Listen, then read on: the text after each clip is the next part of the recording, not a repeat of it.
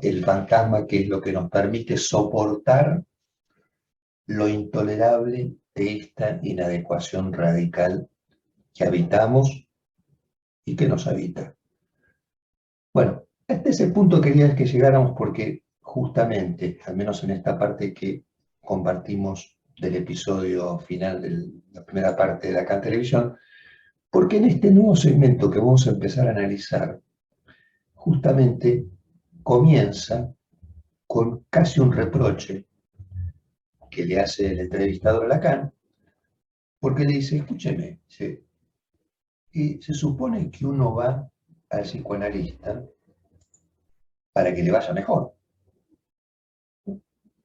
En este mundo al cual usted reduce alegremente al fantasma. Entonces, ahí pregunta, ¿la cura también es un fantasma? Acá cuando preguntaba sobre la cura y sobre ir al psicoanálisis implica sentirse mejor, recordaba algo que comentamos recientemente, me parece, con ustedes, y es que al final de conversaciones con Jorge Fuckelman, la última frase que comenta Jorge, al terminar, fue nuestra última entrevista con él en octubre del 2010, él falleció 2 meses después. Una de las últimas frases del libro es, bueno, yo no sé si el psicoanálisis sirve para aliviar el sufrimiento. Él presentaba sus dudas respecto de eso. Dice, pero seguramente sirve para sufrir de otra manera. Sí.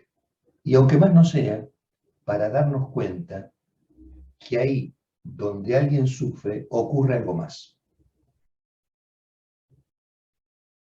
Yo creo que ahí estaba haciendo una referencia entre líneas a este placer paradójico que podemos encontrar en nuestros pacientes respecto a ese sufrimiento, que también es un placer paradójico, ¿no? Ese placer paradójico que en Freud aparece como satisfacción y en Lacan como goce.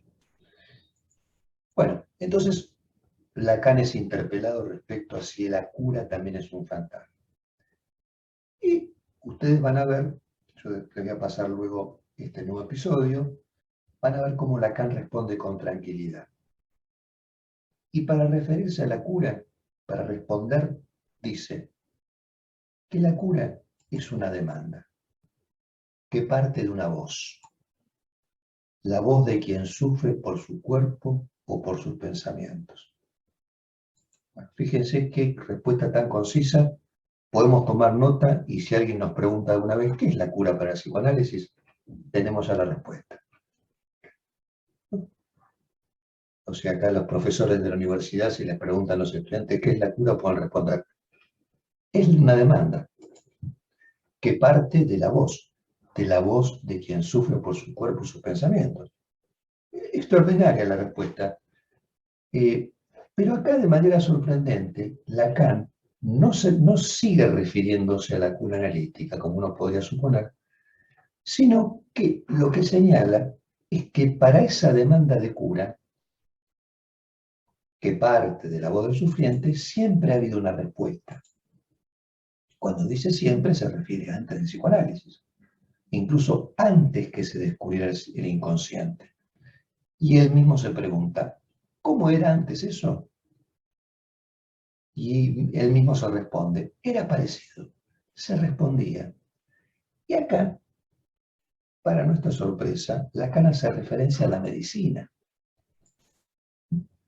la cual nos dice, al menos la medicina antigua, y subraya en medicina antigua porque acaba de haber un señalamiento muy interesante y una distinción entre la medicina antigua y la moderna.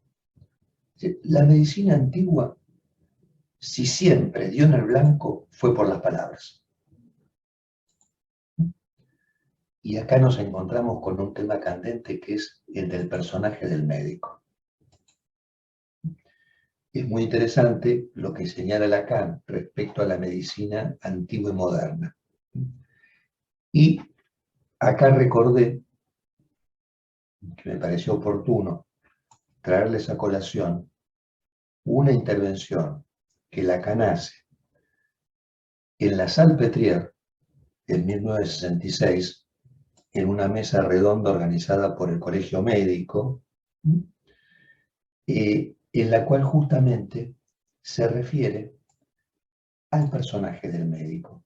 Y respecto a este personaje, Lacan dice, bueno, si es un personaje que en el curso de la historia, durante muchos siglos, mantuvo como una cierta constancia en sus atributos, hasta una época reciente, dice él.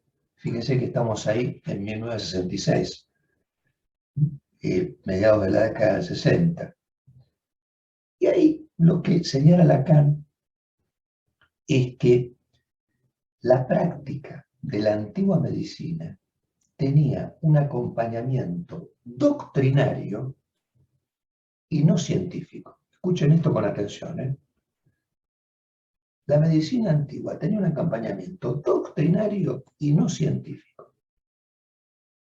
E incluso, aun cuando a veces la doctrina invocaba la ciencia, no volvía más científica la doctrina médica. E incluso las doctrinas científicas que se invocaban en esa medicina antigua, esas doctrinas científicas llegaban a la medicina con mucho tiempo de atraso, con un atraso no menor de 20 años, distinto a esta época sin ninguna duda. Entonces dice, si uno considera la historia de la medicina a través de las épocas, el gran médico era una persona de prestigio y de autoridad. Pero la medicina, en un momento de la historia, entra en su fase científica. En tanto surge un mundo que en lo sucesivo exige condicionamientos necesarios para la vida de todos, y esto en la medida que la presencia de la ciencia incluye a todos en sus efectos. Fíjense cuánto nos resulta familiar esto, cuán patente justamente en este año y medio, que la ciencia se ha hecho presente en la vida de todos, tomando parte en la mesa de decisiones de la vida cotidiana, de la vida política, económica, social. Bien, aquí lo que Lacan nos señala es que, bueno, como el médico, ahora ya este médico que entra en su fase científica, se encuentra enfrentado con problemas nuevos. Y esto en la medida que se le comienza a exigir al médico que sirva ya no tanto a la demanda de los pacientes, sino a las condiciones de un mundo científico. Acá tenemos un parteaguas, porque ya no es que está atento a la demanda de la voz del sufriente, no solo atento a eso, sino que tiene que estar atento a las demandas que se derivan justamente de este mundo científico, que por un lado lo dota al médico de nuevos poderes de investigación y de búsqueda, pero por otra parte el médico, en su personaje, queda devaluado porque pasa a formar parte de un equipo de científicos diversamente especializados en las diferentes ramas científicas. Entonces es interesante esta indicación de Lacan, porque subraya cómo desde un campo exterior a su función, principalmente desde la organización industrial, al médico se le proporcionan los medios y al mismo tiempo las preguntas para introducir medidas de control cuantitativo, gráficos, escalas, datos estadísticos, que se ponen al servicio de esa misma organización industrial, o sea, al servicio de nadie en particular.